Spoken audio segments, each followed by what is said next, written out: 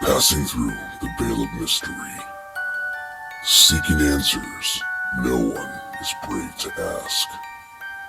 This is Bound to Truth.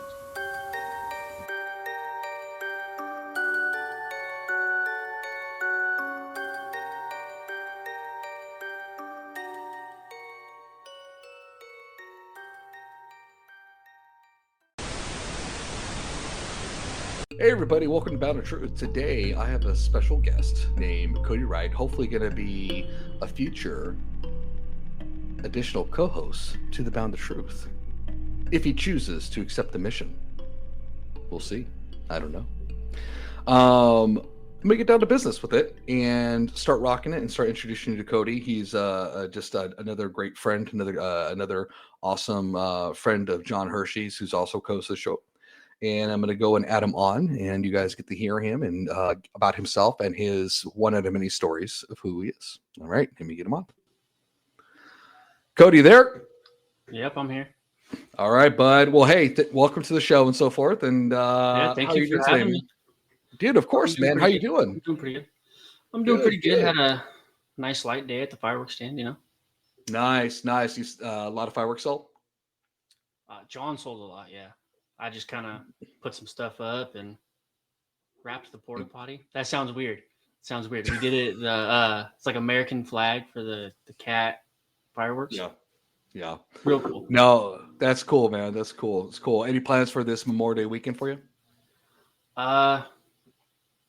Working on some cars and working at the stand. That's really it. Nice. Oh, by the way, on a side note, I think I found the right part for my shower. I took that part as you recommended. Yeah, I took my part in. I think I got the right part.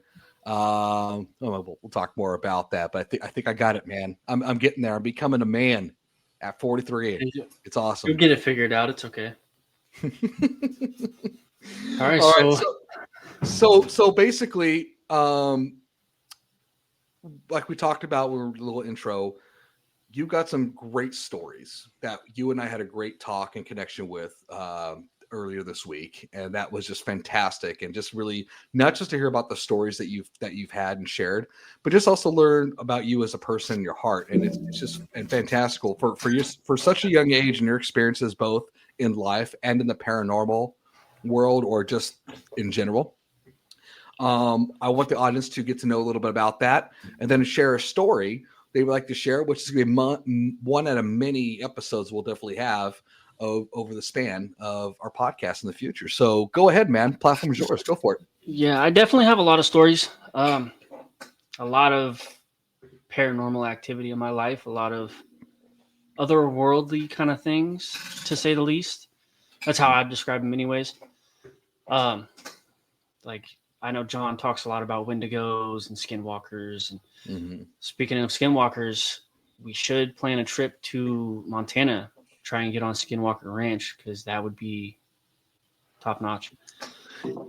It would be good for sure. I heard it's a little bit protected, but I know that it's on native land, and knowing you guys and your connections, I'm sure that's a possibility to make that happen. Yeah, for sure. I mean, I could figure it out. I could figure it out. Fuck. Where do we begin? Hey man, it's all about you, man. You talk a little about your origin. You can jump into a story, whatever you want, man. This is your time. This is your thing, man. Go for it. All right.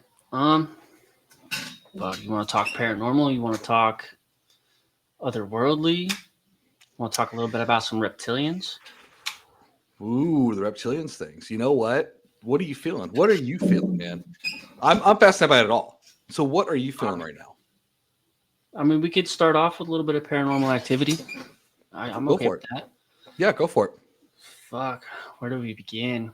I'll tell you a little bit about my brother's house. I've talked to you a little bit about this, you know. Right. I was a kid and I seen his great grandfather is who it was. Mm-hmm. We were all playing hide and seek, you know what I mean, as kids do. Mm-hmm. And it was dark house. We were kids. I think it's like 7th grade. I don't know. I think that's like 13, 14 years old. Right. And we're playing hide and seek in the dark. You know what I mean? we get to, I'm hiding under this, what would you call it? A little coffee table, end table. Mm-hmm. Right. It's like one of them wooden ones, got the little glass square in it. Kind of fancy. Well, we ended up breaking that. I told you about that. We broke the glass out of it, and we put a little piece of plywood. Broke the glass, so there's no glass in it. There's plywood in it. Right. And my brother takes off from one side of the living room to the other, steps on the table. I'm underneath it, hiding, and goes through, hits me. I get some glass in my temple. No big deal. Pull it out. Same night, you know what I mean? I'm still up under the table, and I see this figure at the end of the hallway. It's a pretty long hallway. There's like 4 bedrooms, a bathroom, and a staircase that go down. And end of the hallway, all the way at the end, I see a figure. You know what I mean? Old, how would I describe it? Old, you know what I mean? Like a suit, trench coat type figure. And I ended up talking to his grandmother about it, and she said that it was her father. And that he died in the house. There had been a lot of tragedies in the house from children, mothers, all sorts of other people. And over the course of a few years, we ended up seeing quite a few different figures. My buddy got pushed down the stairs, like out of nowhere. Just went flying down the stairs. All you heard was and he fucking passed out at the bottom of the stairs. But that's just one of many, like many paranormal. This is the reason that I believe in ghosts and spirits and the afterlife in general. You know what I mean? As someone who's read every Bible that there is, except for the Book of Mormon, no offense to them, just hasn't piqued my interest. That's just one of many. And that's where I really started to begin to believe in the paranormal, is after speaking with his grandmother, and she was saying that was her father that I seen. Because I described him to a T. From the way that the eyes looked to what he was wearing and so on and so forth. And she was telling me stories about kids that had passed away in the house. And eventually we started to see those come out more or hear them. And it was very off-putting as a child. Like very off-putting as a child. And then I lived in several haunted houses that were really old, from like built in 60s, 70s, and earlier than that. I lived in one house out in Seebeck. You know where that's at? That's not far from here. Nope. Hundreds of deaths in this house. And dark nights when the power would go out, you'd see shit, you'd hear shit. Pictures would just randomly fall off the wall for no fucking reason. Like you just be in your room relaxing and you hear a fucking picture frame just fall, shatter glass. You'd see things in this house that were very unexplainable. On the property in general, you would see things that didn't make sense to a regular person. But aside from the paranormal things, we can get into something else. We can get into like, I'm not going to name this lake. We'll just say it's out in Tahuya. Okay. Out deep in the wood. Deep in the woods. You got to take a old logging road to get to it. Me and my buddy, we were told about this old Boy Scout camp that's out there, and we were told that there was some unexplained things that had happened out there. I believe it to be Bigfoot or something of that. What would we call that? Cryptid? It could be cryptid, skinwalker. I mean, Wendigo. I mean, it's by or on native land, possibly. If I understand old native, yeah. Right. Okay. Was taken over by obviously the white people. But so we decided that we were going to go out there. They got a shooting range out there, and that's what really piqued my interest, because I was like, I got a bunch of guns. Shooting range.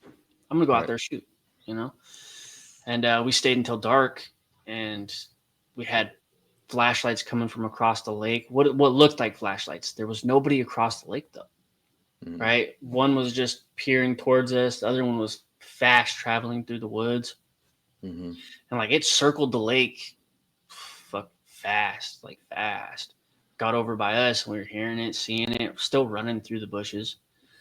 But we couldn't see what was carrying the light or emitting the light, really. We could just see the light traveling through the tree line and the bushes. You could hear them. Like, it was a very crazy experience. Keep in mind, I was tripping off acid at the time. You know what I mean? I was real big into psychedelics, like really big into psychedelics. Took, I think it was like 4 triple dip tabs. So I was tripping. You know what I mean? But that doesn't take away from the fact of what we both seen. And so let me ask you this before you continue on. Taking a substance like that, can you tell the difference between I'm just real and tripping? fake? Yeah. So certain things will pull you out of your high, right? Like, Gotcha. it's the same as with mushrooms. Like I used to take a lot of mushrooms as a younger adult, and certain things would just kill the high. For me, anyways. Everyone's different, right? Like I got ADHD, so uppers are downers, downers are uppers. To each their own. But even though I was tripping on the acid, that doesn't take away from the fact of what I seen and experienced in this moment, because my buddy experienced it. We can both relay the same story, the same situation. Like when we were running away from this, right? Because we were hearing shots being let off, like someone was shooting towards us or like in our direction. So we took off running through the woods to get back to my truck, right? And there was something following behind us, like big following behind us. And I cannot stress that it was big, but on 2 feet from what it sounded like. Right. So we're running. I'm faster than him. He's, heavier than me. So I'm faster than him. I'm fucking jumping over logs and I hear shit just breaking. Like what sounds like trees that had fallen, snapping like twigs. And get back to the truck. There's a truck coming down towards us asking some shit about out there. I'm hiding. You know what I mean? I'm in some safe bushes hiding. But like they noticed my truck and they're like, "Oh, do you think that's them? They're not supposed to be out here." And I got to get out of here. And then I hear my buddy screaming and yelling. And I'm like, I can't yell back for him because I'm thinking it's DNR or like the Fish and Wildlife. Right. Dark vehicle. You're not too sure what, who or what, when, if it's people local, if it's somebody just like hired to run that area, whatever it is. Yeah, exactly. And it's an abandoned Boy Scout camp. You know what I mean? In the middle of the woods. Right. Why is that out there? Right. Like why would that be all the way out there? The middle of the woods. It's fucking logging roads to get out there. No actual road into this Boy Scout camp. It's just all skinny logging roads. Like you know what? Trucks down there. You know what? I was thinking about this about the story, and you're a guy who's really heavy in research, especially since our recent adventure. It's been highly impressive. I'm wondering if there's any stories I'm not even sure you can find online in regards to experiences with Boy Scouts out there, and all that stuff that you're saying, like if there's anything similar. But I'm not sure if you ever researched it. Yeah, I have researched it, and there's nothing that has gone out there that could explain what I experienced. But from my native side of the family, I've heard stories about out that direction that like stories of Bigfoot or like a Bigfoot-like creature, not directly Bigfoot. They called it something else. I'll have to get into that with one of my uncles because he still lives out there on that reservation, and he used to tell me stories all the time about a Bigfoot-like creature that lived in harmony with the tribe or tribes out here. That's kind of like the Black Wolf. Me and you talked some about that.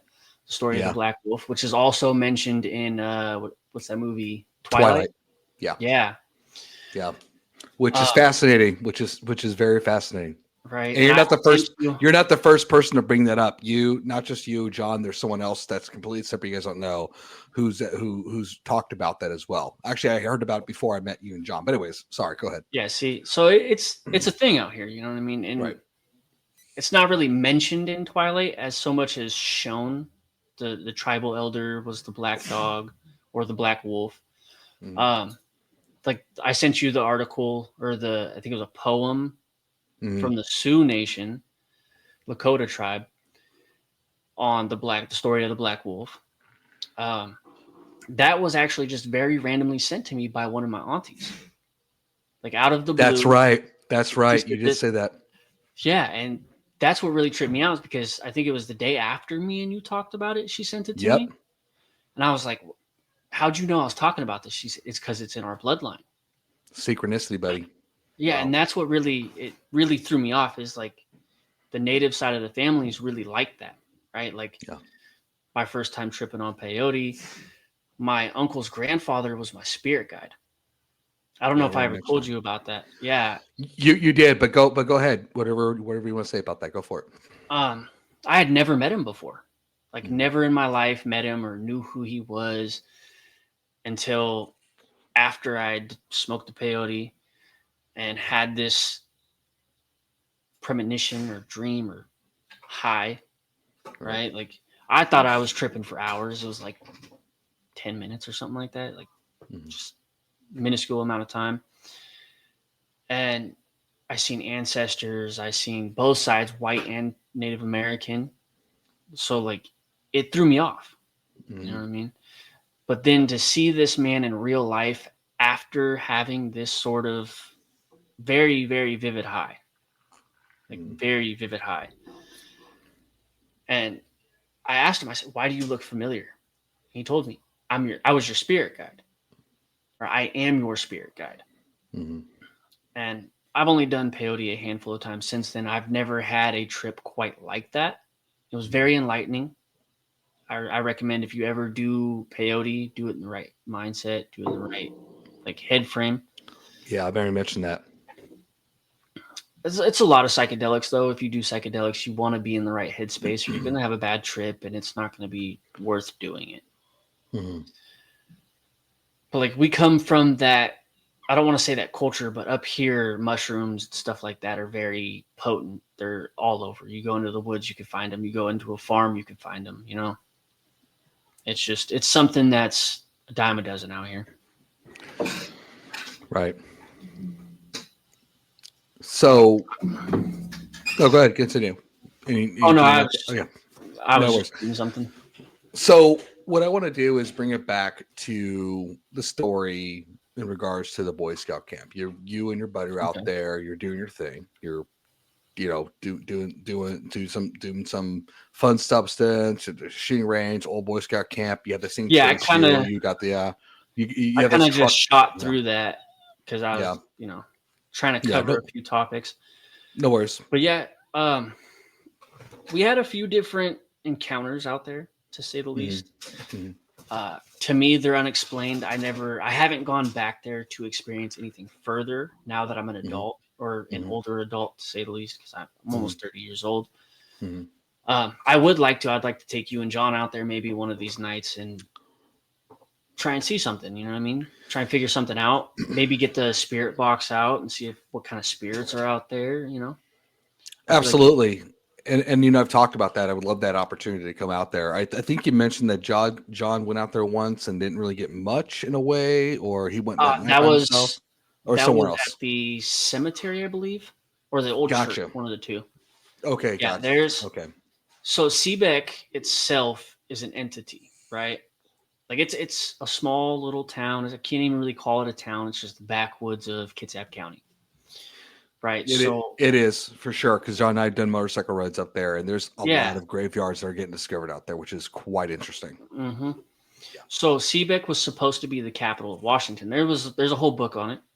Right. It was supposed to be the capital of Washington before Olympia, but there was a lot of witchcraft going on out there, and like brujeria, stuff like that, and they ended up burning it down. Like Seebeck got burnt down at one point.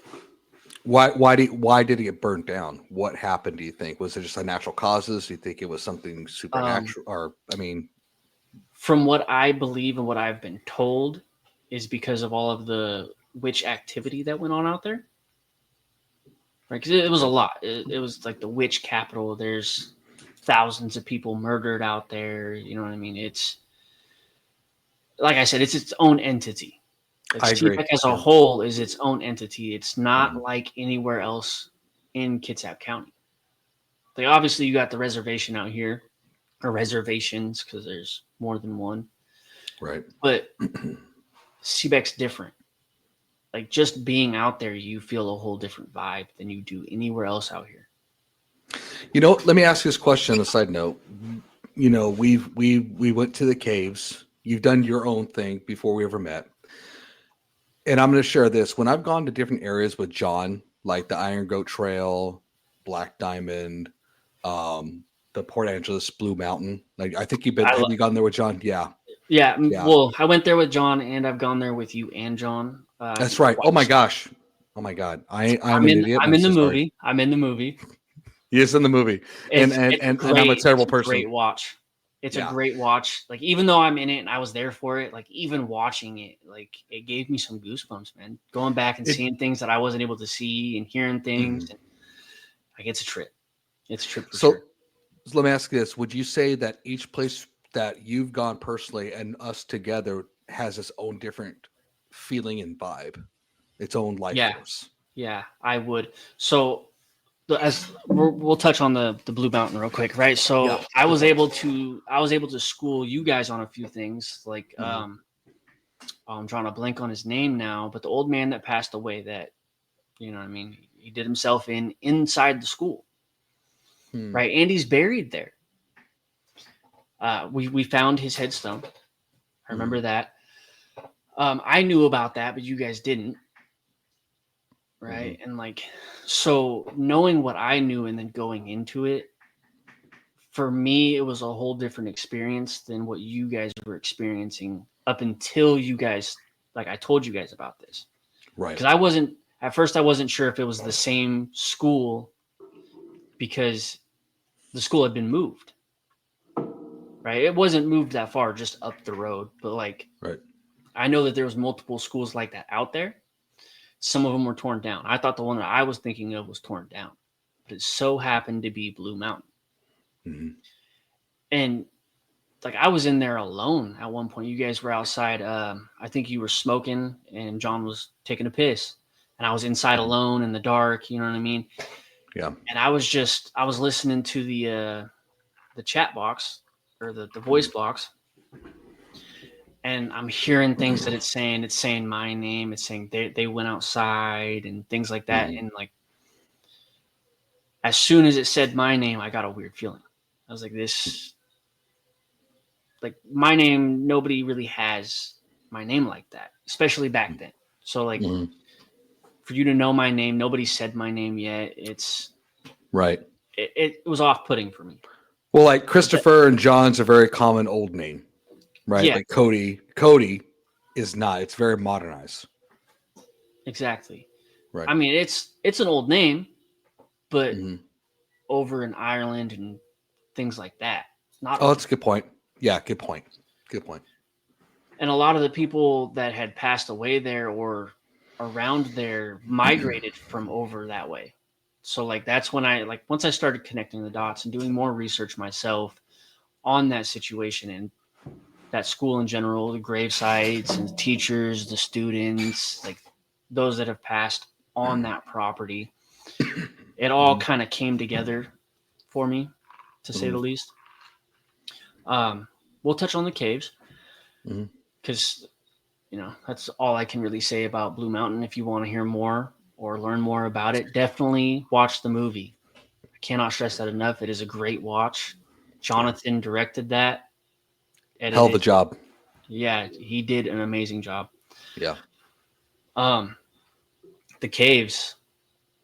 I've done some research since we went there, and I've learned some things, and I have read the full file from NASA itself. And it's a good read. I'm gonna have to find it again and send it to you so you can see it unredacted. Yes, I remember you mentioned that. There's cave systems that have been closed down. There's people that have gone missing up there. I mean, it's Mount St. Helens or Rainier. Is it? Oh no, it's St. Helens. I kept saying Rainier for some reason. Both are big mountains to me. Yeah, and they're right there with each other. So right. But yeah, I've learned some things about not just the cave systems, but the mountain itself and the surrounding mountain range, the Olympic Mountains. I've learned a lot about the Olympic Mountains since we've been there that I had no clue about, and I've grown up here my entire life. Right. Hundreds upon thousands of missing people in those woods and along all of those mountain ranges. Up there alone, there's hundreds of missing people that have just vanished without a trace. And not all of them are covered. Like I was on Facebook and hearing about people that went missing up in the cave system. You know what I mean? I was reading about it. And those flashlights that we found. Yeah, we somehow managed to bypass a whole section of the cave that if you look at the maps and the geothermal imaging of it, it's there. Right? Like we walked right through it. If you look at the map, we looked right through it. Or we walked right through it. We didn't look through it. We walked through it. And it just wasn't there. No explanation. Like none of us understand why. We lost track of time. I can't even say we lost track of time. It was more like we gained time in there. Yeah, it was trippy. It was freaking trippy. It took over half the time. The first time John and I went through the first, it was dark. Yeah, it took you guys what, like an hour and a half the first time? No, it took us at least almost 2.5 hours. Right, and it took us what, 45 minutes? At least. Yeah. It was insane. Yeah, I was like, okay, we made it through that tunnel. We made it through that tunnel so fast to the point where, like, I didn't feel like it was right. Right? Like I felt like something was missing, and it was my first time ever being in that exact tunnel. Right, and the thing was too is when we were in that cave it's like when we were first going through it to get to where our destination was. I thought there was a lot more to crawl over, like we did. John and I the first time was like, dude, this was easy. Yeah, but it was but when we were coming back, it felt harder. And I know people might say, well, it's because they're probably tired. No, it felt like there was a lot more climbing coming back than it was going forward. I mean, that's just me. Yeah. And I mean, like we were stopping and listening to the box. There's no way that we should have been able to get anything off of that from how deep inside the earth we were. Like there's no way. Yeah. Yeah. But and we even showed in our phones that we had no reception. I mean, it was just nothing. Yeah. There's nothing. Like no bars, no LTE, no 4G, no 5G, no nothing. Like I couldn't even open up an app without it sitting there buffering the whole time.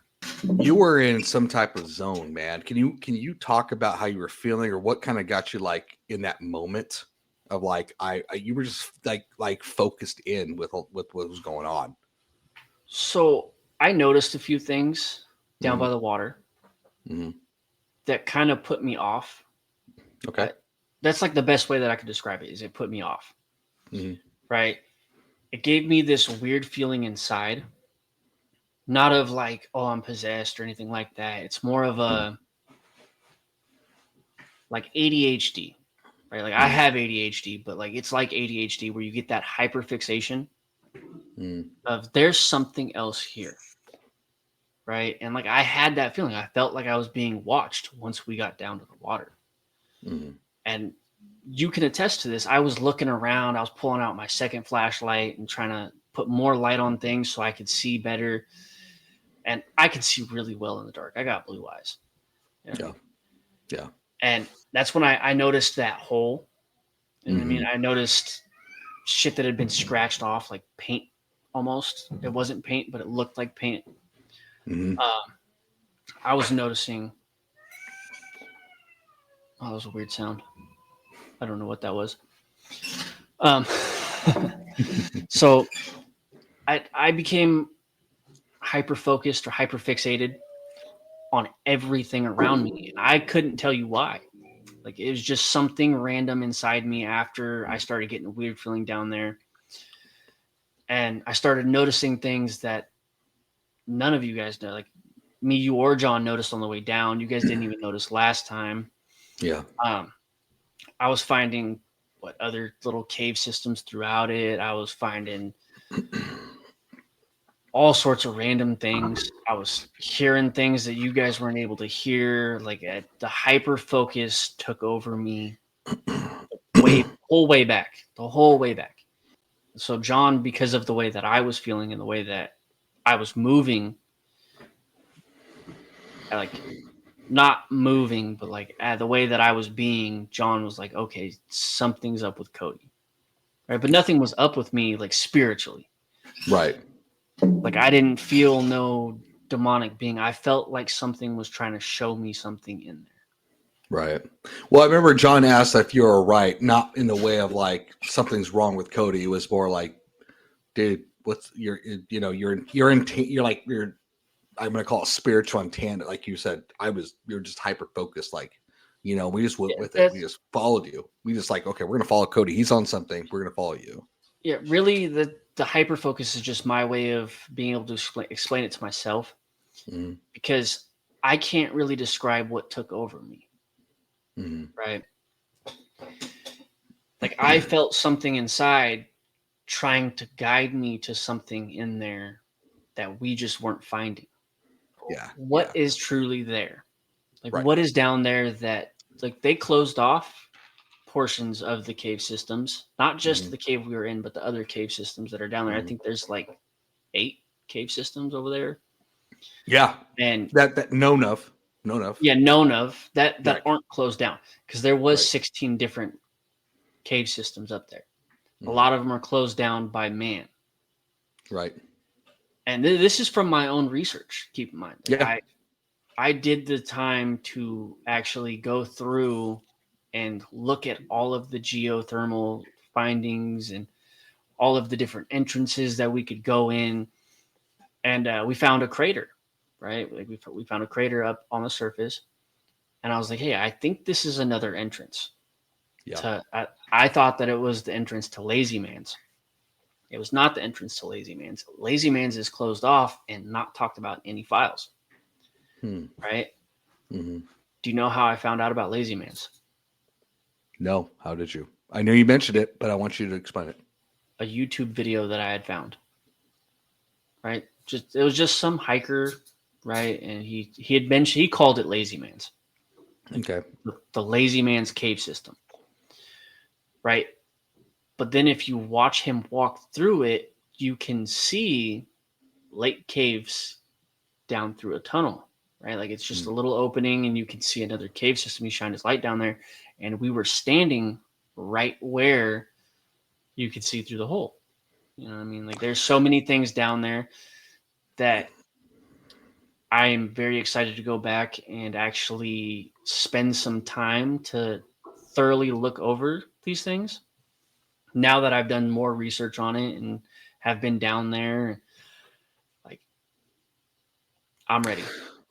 So let me ask you this question. There's been a lot of missing people where we've been, right? Yeah. How are we so fortunate and lucky? Is it because we came prepared? Is it because blind luck? Is it, I mean, were we gone into second time for me, first time for you? It's pretty dangerous, right? It's Yeah. pretty, yeah. So how are we so lucky? I know that's a loaded question because I'm not asking that you have an answer for it. It's more of like your thoughts type of thing. Because yeah, go ahead. Here's my thoughts on this, right? Yeah. Before we even left, right? John's wife said something to him that really struck something with me. Not like bad, right? Nothing bad. Well, it was kind of a feeling that she had, or like a premonition, right? Yeah. Something about like a rock slide or a mudslide, right? think about the ending of where we went to, that we should have been able to get down further, but we weren't able to. What was covering our way? A lot of mud, rock, slide type. It was, yeah. Right. Oh, I never put that together. Shit. I put it together the other night because I was thinking about it. Like, she had this weird feeling, right? She had a feeling that something was going to happen to us. It did not happen to us. But the way that I was explained it, and John explained it to us in the car on our way there. Mm-hmm. And, you know, you think about it, she had a premonition of a mudslide, rock slide, and that's what was blocking our way to get to where we were actually trying to get to in this cave system. Right? Mm-hmm. So, that being said, I feel like we'll put this out there. Always trust the natives, the Native Americans, the indigenous people. Always trust them in their gut feeling. They're always right. Mm-hmm. They're from this land. Their ancestors are from this land. Like, it's something that you have to really pay attention to. Like I said, it's in the blood. Yeah, it's in the blood. It's in the blood. Like, yeah. And you know what's funny? Just a little side note when it comes to DNA. That ever heard the game Assassin's Creed? Yeah, I played every one of them. Yeah, great game, right? Amazing. How memories in the blood, experiences in the blood, Mm-hmm. and it's funny. I thought, well, that's kind of weird, but it actually makes sense. It's a survival instinct. It's something you can call supernatural or science, whatever you want to call it, one and the same. I look at science and supernatural as one and the same. It's just our science to me is just our way of explaining it, but doesn't mean In order to prove anything, you have to have a theory. That's right. Science. It's science. Yeah. Everything is science. Like, I'm not going to say it's Scientology. No. It's science. Yeah. There's science behind everything, just like there's math behind everything. Right.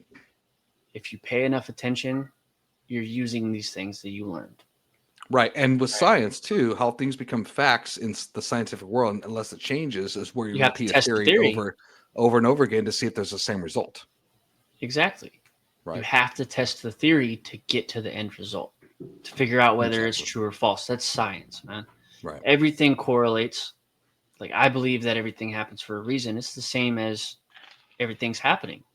Mm-hmm. Right? Like, we have to experience these things and go through these things ourselves to figure it out. Mm-hmm. That's the same as what we're doing here. Right? We found out about this tunnel. We went and visited it. You guys went and visited it. That sounds weird saying that.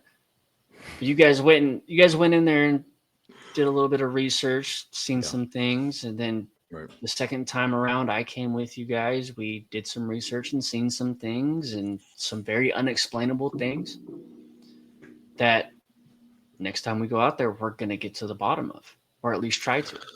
Well, absolutely. And when I won't forget when John asked me, he's like, "Hey, can you think Kodi can come with us?" I'm like, "Yeah, of course." I'm like, to me, it's like, it's like, you know what, he could bring something different to the table that we won't be able to see. Because to me, that's like to me, it's like teamwork. You know, it's like he's got a different outlook than we do. I think it's important to get that perspective. Yeah, I feel like with the three of us, we all have different views and perspectives on all of it, right?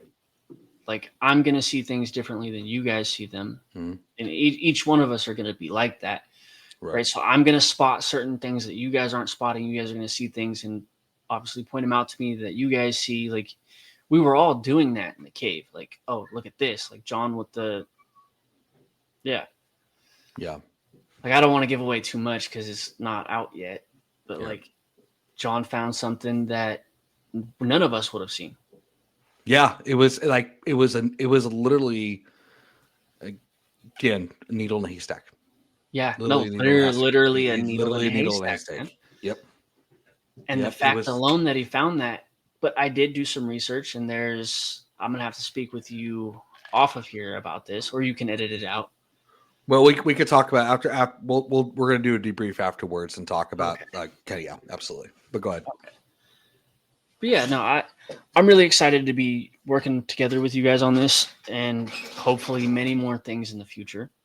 Because you obviously Jonathan's my cousin, but like you're a great man, right? And like appreciate it. Thank you. getting to know you and your views on this, and being able to share this experience with other like-minded people who also have a lot of the same beliefs as me in this, because it's not a lot of us out there. You know what I mean? Especially up here, they're going to believe in vampires and wolves, which they're real in a way. In a way, there's tons of old stories about the vampires and the wolves, and old Native American stories about the fucking wolves. Like I was telling you some stories about my ancestors. Yeah. Which it's only one side of my family. You know what I mean? Look at me, I'm pasty white, but I got that blood in me. You know what I mean? I got that. Well, you tan better than I do. So. Oh, I do. Yeah. I got that Spanish blood in me. It's like my last name is Lopez, but it's like fake gold. You know. I mean, if you translate my name, it's basically Jesus. That sounds like I'm being cocky, but the helpful wandering carpenter. What was Jesus? A wandering carpenter who was helpful. Mm-hmm. Mm-hmm. Like, well, I'll say this, man. You know, when we hung out, and what was awesome too is like I wasn't worried about. Yeah. By the way, the audience, I broke my shower handle, and Kodi came by. We're looking for some parts and everything. The part wasn't right, but I'll say this: that the best experience was just really getting to know him and his heart even more. And it just got me excited. And I just even told him, I was like, dude, this is not a coincidence, you know, especially with the history with meeting John and starting this podcast and things that's happened. And that's what I like about you, Kodi, is that you've gone through a lot as a man growing up. I've experienced a lot of things in 28 years that nobody really experiences until their 40s. You know what? I'm 43, and I've never experienced the stuff that you shared with me, which you know, and it's just amazing and an honor to hear your experiences and just where you're at today in your life. And to me, that's important. And what we do with this journey with the films and so forth, like the caves and other things that we're doing. I know we got another journey on Sunday. To me, it's about the relationship bonding. And that to me is very, very important, that because we can't do it separately alone. We got to do it together and share those experiences, exactly. Which, yeah. I know we ran a little bit longer, but I wanted to ask this question with you before we end the show, and then we'll debrief afterwards. It's something if you want to share with the audience that this question I want to ask is, why isn't there more like-minded people like us? And I'm not saying conspiracy, I'm not saying crazy kooks, you know, we know the difference, but just why isn't there more like-minded people about the possibilities that is outside the norm when it comes to paranormal? When I say paranormal, people think of ghosts and everything like that, but I'm talking about something that's extraordinary that exists in this realm. Why is that? So everyone's going to have their own beliefs. Okay. Like we'll throw that out there. Everyone's going to have their own belief systems, right? Not everyone's going to believe in Bigfoot. Not everyone. It's sight unseen. You know what I mean? Right. If you haven't experienced it firsthand, then what true proof is there? Right. But growing up here in Washington, on the West Coast in general, right? Like you go out to the East Coast, out to Virginia and everything over there in those mountains, you're going to experience something completely different. I've been out there. I've experienced some things out there. I believe in Wendigos, skinwalkers, and all that, right? The mini hoonies from out in Hawaii or the islands, the Pacific Islands. I got a different name for them. That's just what I was told they were called. They got a different name for them. But everyone's going to experience something different, right? Like trolls and all that. Right. Nobody's going to believe in just one thing unless they experience it firsthand. And we're fortunate enough to be able to experience things like this and be willing to go the extra mile to figure out if it's real or not. Right. And people like us are going to be the ones to figure it out, whether it's real or fake, and we'll be able to confirm or deny it. Mm-hmm. And I mean, that basically touches that. Here's a last question for you then, to add to that before we end it. If we get this out and say we have proof, I mean, there's other proof out there. People are going to say it's AI, it's all this stuff with technology. Do you think people really want to know? I think that they want to know. Mm-hmm. Like, I know I want to know. Yeah, I want to experience everything firsthand. Right. That's just me, though. Right. I feel like, if say we do find Bigfoot, or we do find a skinwalker or a Wendigo, or, these things that we are out looking for, like, we know spirits are real. That's undeniable. I don't care what anyone says on that. I know firsthand spirits are real. I've seen them. I've felt them. I've heard them. You know what I mean? You can't change my mind on that. I'm not here to change your mind. I hopefully will, but I'm not here to force it upon you. Right. Right. Just like I'm not going to force anything else. Like the skinwalkers, the Bigfoot, Sasquatch, Yeti. I'm not going to force that on you. If you want to learn about it and you want to follow this journey with us, by all means, come here with us and experience it firsthand. That's what we're doing. That's what we're going to continue to do.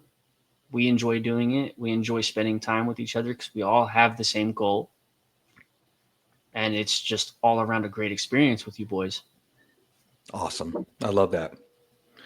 And to add to that too, like you said, it's not trying to force you, like you said, Kodi, for people out there to force you to believe this stuff. It's just to get you to free think for yourselves. Exactly. I think that's important. Free thinking has, and I'm in that cusp in my age where I'm right in the cusp of when internet came out and social media and so forth, where I can definitely tell you that there's been a huge shift in difference of free thinking to what we're told to think. Oh yeah, if you go on social media, everything is set to where you're not supposed to have a free mind. It's almost like it's like digital gospel to believe the stuff that's on there. Yeah. And we're not here trying to tell people how to believe and what to believe. We're here to present an opportunity of possibilities and to ask questions. Because that's the thing. Ask questions. I'm going to ask the questions for sure. I'm going to ask the big questions, and I'm going to delve deep into it head first. No matter what it is, I face everything head on, 10 toes. All right. Absolutely. Okay, Kodi, stay on. We'll debrief a little bit afterwards. And everybody, how can you reach us at Bound to Truth? boundtotruth34@gmail.com. Questions, comments, concerns, insults.